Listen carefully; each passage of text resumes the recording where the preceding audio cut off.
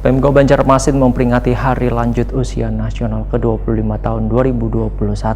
Peringatan di masa pandemi COVID-19 ini berbeda dari pertemuan sebelumnya karena dilakukan secara virtual di Aula Kayu Baimbai Balai Kota Banjarmasin, Jalan R.E. Marta Dinata, Banjarmasin Tengah, Baisukan Sabtu 29 Mei 2021.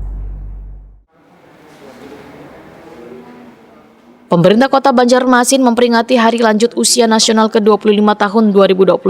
Peringatan di masa pandemi COVID-19 ini berbeda di pertemuan sebelumnya karena dilakukan secara virtual di Aula Kayu Baimbai Balai Kota Banjarmasin, Jalan R.E. Marta Dinata, Banjarmasin Tengah, Baisukan Sabtu 29 Mei 2021.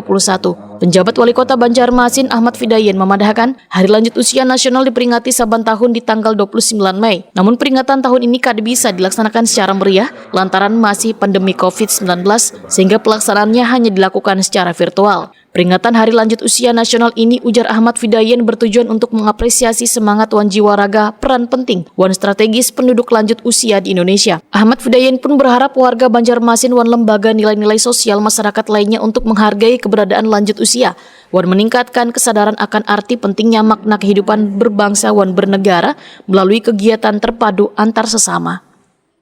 Bapak Ibu yang saya hormati,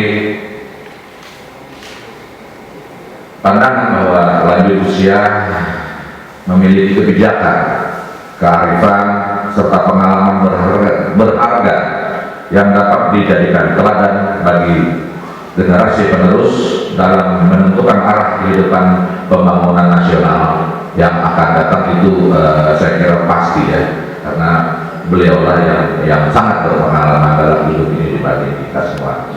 Oleh sebab itu, dalam membangun sistem kehidupan berbangsa dan bernegara, bangsa Indonesia selalu menekankan dan mengutamakan kepada ikatan kekeluargaan, berlandaskan kepada nilai-nilai luhur keagamaan dan budaya yang menghargai peran serta kedudukan lanjut usia dalam keluarga maupun masyarakat.